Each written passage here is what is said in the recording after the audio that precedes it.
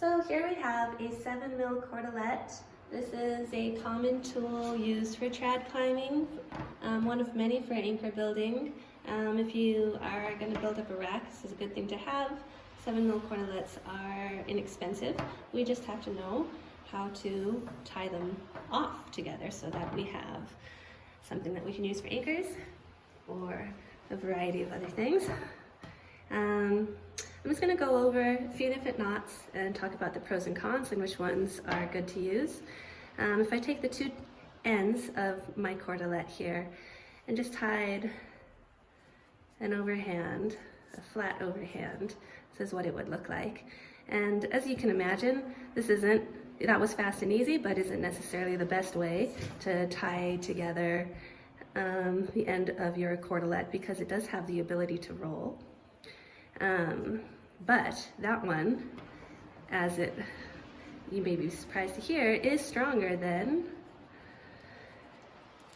this one, tying an 8 together, a flat 8 together in that way. I think a lot of climbers look at 8s and they just trust them, but see how both ends of the tail come out on the same side? Well, imagine this were two ropes tied together on rappel and the pressure pulled it this way. Look at how easily it rolls. Back when people had rappelling accidents because their two ropes came untied, I think a lot of people assumed it was the overhand, the flat overhand, but in fact it could have been this one. Anyway, this is not a good way to join the ends of your ropes because the flat 8 rolls very easily, but easier than the overhand knot. The ways we should do it, we could use the 8, but make it a Flemish 8. So here we go. We have a 8 knot here, and the tail is at least as long as the 8 knot. And through the other end, with the other end, I'm going to lace it in so that when I finish this, after I follow it through, I'll have tails coming out of opposite ends of this 8. This is called the Flemish 8. Okay, so I'm just going to follow it around the way we do figure 8 follow through knots. Okay, now this tail is just as long. Oh, it's cut it close.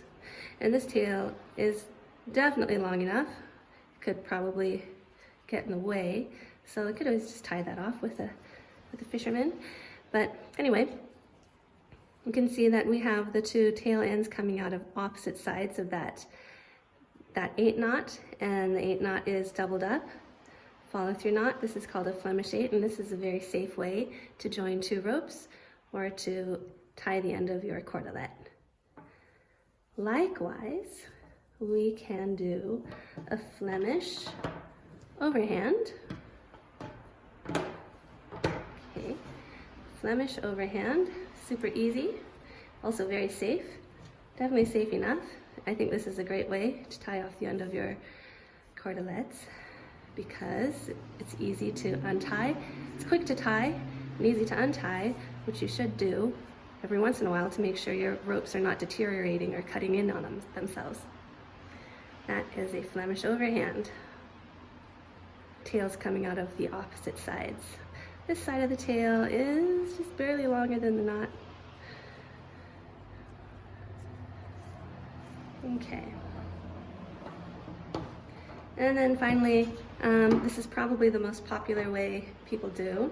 If you never are worried about tying and untying your cordelettes again and again, this is a great way to go.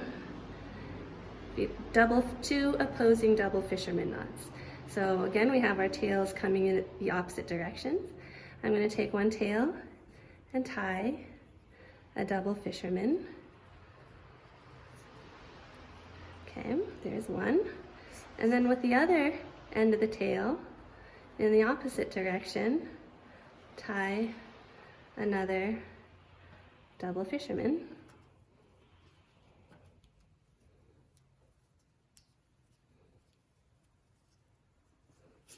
Oh, there we go. Okay, two double fishermen, they're opposite directions, and when I pull them, they come together like so. And the harder we pull on this, the greater the force, the tighter the knot cinches down on itself. And this is a great way to tie off your knot as well. Tie off the end of your cordelette.